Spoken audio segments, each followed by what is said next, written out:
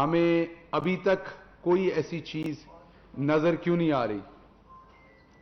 دیکھیے، سب سے پہلے تو میں کچھ اعداد و شمار آپ کے سامنے رکھتا ہوں، اور وہ اعداد و شمار ہیں کہ پاکستان کی اکانومی جب 2018 میں ہم آئے تو جو پاکستان کے ریزروز تھے وہ 7 بلین کے قریب تھے. پاکستان کا کرنٹ اکاؤنٹ ڈیفیسٹ 20 ارب تھا. پاکستان کی ایکسپورٹس آپ کے سامنے تھی، نیچے گر رہی تھی.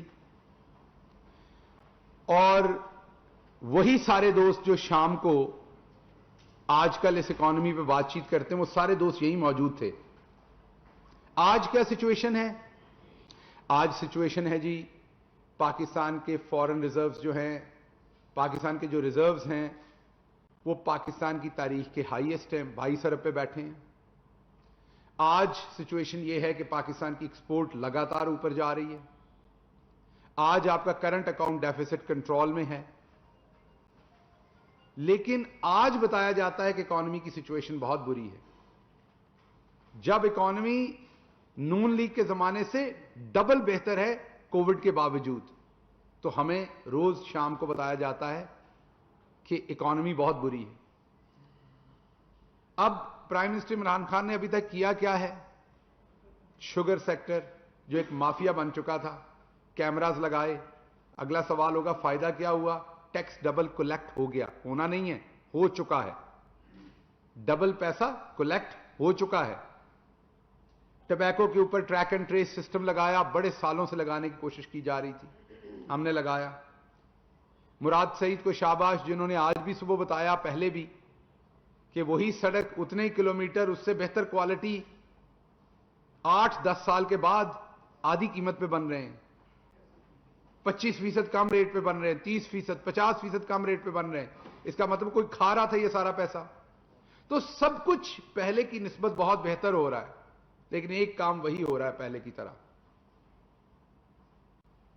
اور وہ یہ ہو رہا ہے کہ مریم نواز، جن کے پاس کوئی سیاسی عہدہ نہیں تھا، کوئی حکومتی عہدہ نہیں تھا، سیاسی کہا میں نے، کسی قسم کا حکومتی عہدہ نہیں تھا، نہ وہ کہیں ڈائریکٹر جنرل تھیں، نہ وہ ایس اے پی ایم تھی، نہ ایڈوائزر تھیں، نہ وہ فیڈرل منسٹر تھیں، نہ وہ اسٹیٹ منسٹر تھیں، نہ وہ پی ٹی وی کی ہیڈ تھیں.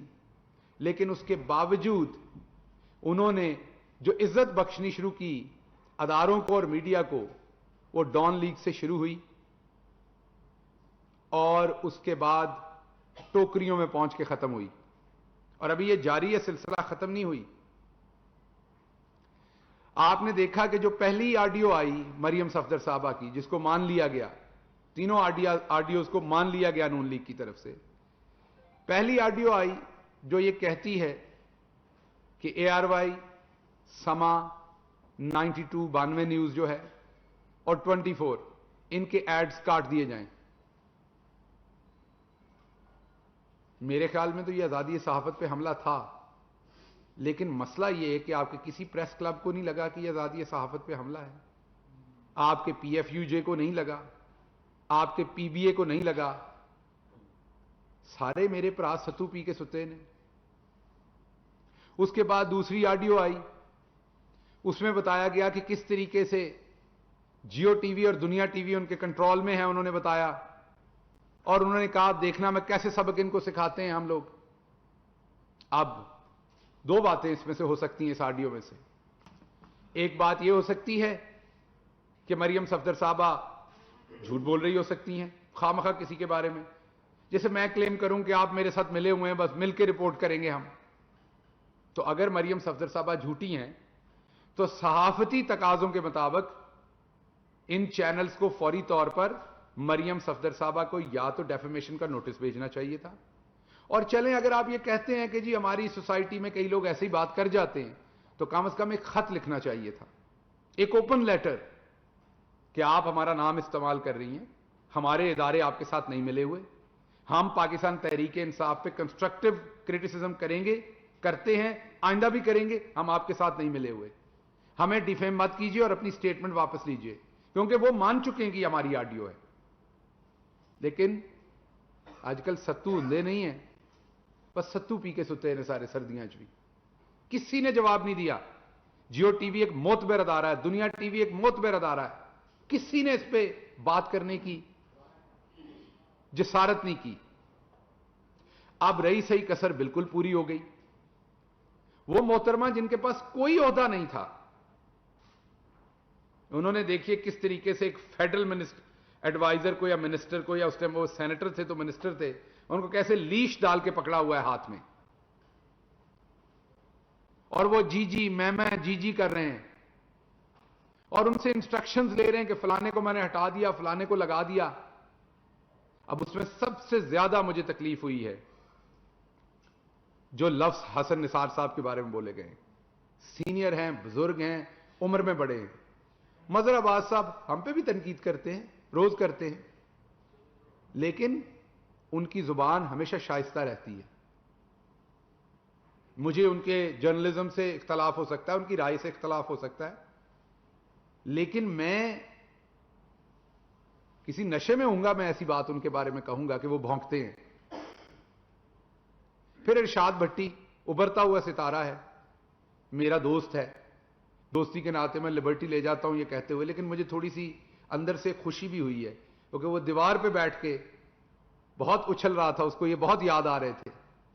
तो एक रियलिटी चेक मिला है इरशाद भट्टी को कि ये आप और हमारे जैसे मिडिल क्लास के लोगों को समझते क्या हैं ये लोग, आपकी औकात है क्या इनकी नजर में।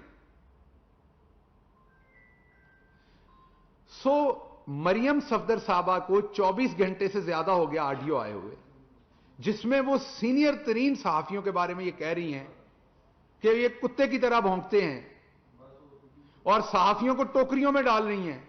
जिनके नाम टोकरियों में लिए वो मुअज़्ज़ज़ सहाफी हैं, वो भी हम तो उनका एहतराम करते हैं, वो मुअज़्ज़ज़ लोग हैं। तो क्या किसी की तरफ से कोई स्टेटमेंट नहीं आनी चाहिए?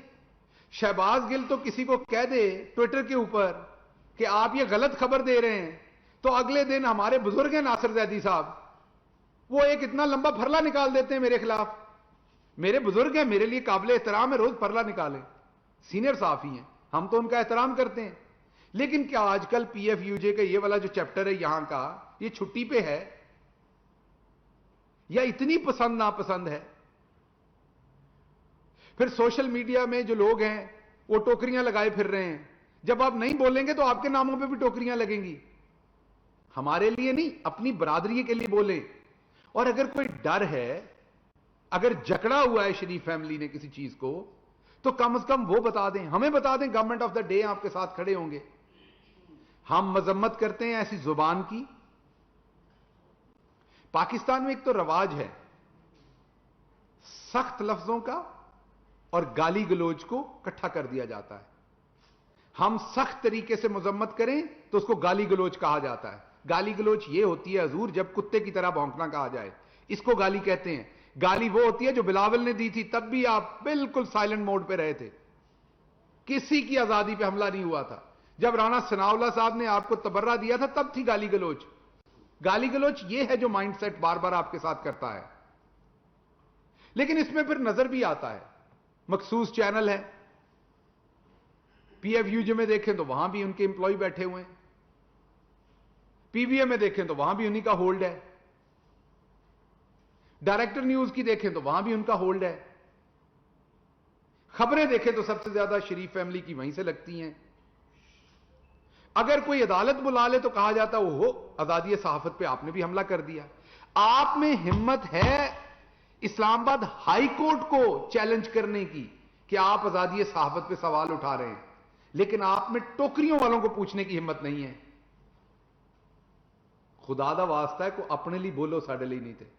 मेरी आज की प्रेस कॉन्फ्रेंस का एक ही मकसद है, ओ भाई इतना सन्नाटा क्यों है, कुछ तो बोलो, सांस ही ले लो ऊंची, हम आपके सांस के साथ सांस मिला लेंगे। तो इसलिए ये डॉन लीग से जो बात शुरू हुई है, इससे मुझे जस्टिस अजमत सईद साहब की वो बात याद आती है कि ये पूरा सिस्टम इतना करप्ट हो गया जो उन्होंने अपने फैसले में लिखा था कि टेबल पे एक नीचे बैठे मुंह खोले लोग ये बैठे हैं कि ऊपर से क्रम्स गिरें, इनके मुंह में पड़े, ये खाएं और ये डिफेंड करें जाके फिर उन माफियाज को। तो हमें जवाब चाहिए جواب آج مانگ رہے ہیں اپنے صحافی بھائیوں سے. آپ آج میرے ہم آواز بنے. جواب چاہیے کہ کوئی عام شہری ذرا سی بات سوال پوچھ لے تو پریس کلب پہ انٹری بین ہو جاتی ہے, پریس کانفرنس کا بائیک آؤٹ ہو جاتا ہے. آپ اسلام آباد ہائی کورٹ تک کے بارے میں اداریہ لکھتے ہیں, آج ڈان نے لکھا ہوا ہے, دیکھ لیجئے. آپ دبا کے کیمپین چلاتے ہیں کہ اسلام آباد ہائی کورٹ ہمیں نہ پوچھے. یہ کہاں کا اصول ہے؟ آپ سٹنگ جج کی پگڑی اچھالیں گے, کسی بھی باعزت شہری کی پگڑی اچھالیں گے, تو کیا آپ سے ثبوت نہیں مانگا جائے گا آپ کی خبر کا؟ آپ لوگوں کی خواہشات پہ خبریں چھاپیں گے تو کیا آپ سے نہیں پوچھا جائے گا کہ یہ کیوں ہوا ہے؟ تو بات بڑی سادہ ہے. اب صحافتی تنظیموں کو واضح اپنا لاہ عمل دینا پڑے گا, اور اگر ان تنظیموں پہ لوگوں نے قبضہ کیا ہوا ہے تو جو آزاد صحافی ہیں انہیں سیدھا باہر نکلنا پڑے گا اس میں سے. یا پھر یہ یاد رکھیں, آپ کے اور میری طرح کے مڈل کلاس کے لوگوں کو پھر یہ لوگ کتا کہیں گے اور ہماری آواز کو بھونکنے والا کہیں گے. تو پھر تیار ہو جائیں, اگلے مرحلے میں یہ ہمارے گلوں میں پٹے بھی ڈالیں گے اور ہمیں گلیوں میں لے کے پھریں گے. تو یہ وقت ہے کہ آپ اب آواز بلند کریں, آپ ان سے سوال کریں, کس حیثیت میں یہ بی بی ایڈ کاٹتی تھی, کس حیثیت میں یہ پورے میڈیا کے لوگوں کو کہتی تھی کہ تم یہ کرو اور تم یہ کرو. دوسری آڈیو میں تو یہ کہا کہ فیکٹس نہ دکھاؤ, تم تو برابر کے فیکٹس دکھا رہے ہو, حالانکہ صحافت کا تو کام ہی یہ ہے برابر کے فیکٹس دکھانا. دوسری آڈیو یہ کہتی ہے آپ سارے فیکٹس دکھا رہے ہیں عمران خان کے, فیکٹس نہیں دکھاؤ وہ کہتی ہیں. اور پھر وہ کہتی ہیں 2 چینل سے میرے سے وعدہ کیا کہ آپ دیکھیں ہم ان کا کیا حال کرتے ہیں. اور بدقسمتی سے مجھے یہ کہنا پڑے گا کہ جب اعداد و شمار ہم رن کرتے ہیں, جب خبروں کی پرپورشنلٹی کا کہ پرپورشنیٹ خبریں کیسے ہیں حکومت کے خلاف اور حق میں, حالانکہ ہم آپ کو پھر بھی وہ نہیں کہیں گے جو وہ کہہ رہے ہیں, کیونکہ ہم آپ کو یہ کہہ نہیں سکتے, یہ اخلاقیات کے کسی دائرے میں نہیں آتا, اس کی اجازت نہیں ہے. آپ کا بھلے ٹلٹ نظر آ جائے اس کے باوجود یہ الفاظ کسی کے بارے میں نہیں کہے جا سکتے. تو جب ہم وہ آڈیوز دیکھتے ہیں اور خبروں کا تناسب دیکھتے ہیں تو ہمیں نظر آتا ہے کہ مریم بی بی درستی کہہ رہی ہیں, شائبہ آتا ہے. اور پھر جب ہم آپ کی طرف سے سناٹا دیکھتے ہیں تو دل اور ڈوبتا ہے.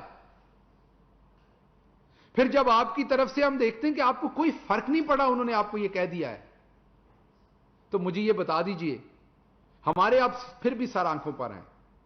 اگر تو P if you J, director news کی آرگنائزیشن, پی بی اے, دوسری تمام جو آپ کے ادارے بنے ہوئے ہیں, پریس کلبز, یہ سارے پی ٹی آئی کا احتساب کرنے کے لیے بنے ہیں, تو خدا کی قسم پھر بھی ہمارے سر آنکھوں پر ہیں. کیونکہ ہمیں پتا ہے آپ لوگ زیادہ تر مڈل کلاس سے ہیں, لیکن پھر کم از کم یہی بات مان لیں کہ ہم نہیں بول سکتے ان کے خلاف. 24 گھنٹے گزر گئے, ابھی تک ایک آواز نہیں آئی. عدالتوں کے بارے میں ہمارے صحافی دوست عدالت چلے جاتے ہیں, وہاں مقدمہ کر دیتے ہیں, درخواست دے دیتے ہیں کہ جی ایک کنوکٹڈ بندے کو بولنے کی اجازت دیں. اب آپ کو بولنے کی اجازت ہم کہاں سے لیں آپ کے لیے؟ اب آپ کے لیے بھی کسی عدالت میں جائیں کہ جی صحافتی تنظیموں کو بولنے کی اجازت دیں. تو میرا آپ سے گزارش ہے کہ یہ جو مافیا ہے, میں نے آپ کو بتایا کہ عمران خان کا قصور صرف ایک ہے, یہ جو دن رات ہماری ترپائی کی جاتی ہے بیٹھ کے, قصور صرف ایک ہے کہ وہ بغیر اینستھیزیا کے سرجری کر رہا ہے اس گندے سسٹم کی جس نے ہر چیز میں توفن پھیلایا ہوا تھا, ایک ایکو سسٹم بنایا ہوا تھا کرپشن کا, جس میں ہر چیز کے بڑے بڑے پنڈت شامل تھے. تو سوال پوچھتا آپ نے کر کیا لیا؟ ابھی آپ کو بتایا ہے سڑکیں آدھی قیمت پہ بنا رہے ہیں, ابھی آپ کو بتایا کہ شوگر کے اندر ڈبل ٹیکس کلیکٹ کر لیا ہے, ابھی آپ کو بتایا کہ ٹبیکو کے اوپر ٹریک اینڈ ٹریس لگا کے ٹیکس زیادہ ہونے جا رہا ہے, ابھی آپ کو بتایا کہ اس سال نون لیگ نے اپنے 5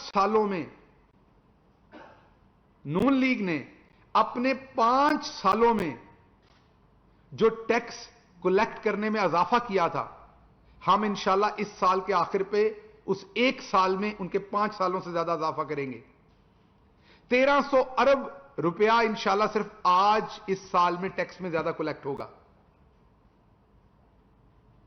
تو ہمیں نظر آ رہا ہے, سب کو نظر آ رہا ہے. پرپس صرف اب یہ ہے کہ اب جو بھرم ہے اس کو رہنے دیجیے. آپ جھوٹے منہ ہی بول دیں, کچھ دل نہیں کرتا, حوصلہ نہیں پڑتا, تو جھوٹے منہ کچھ کہہ دیں, جھوٹے منہ مذمت کرتے ہیں, ہم تو یہ کہتے ہیں.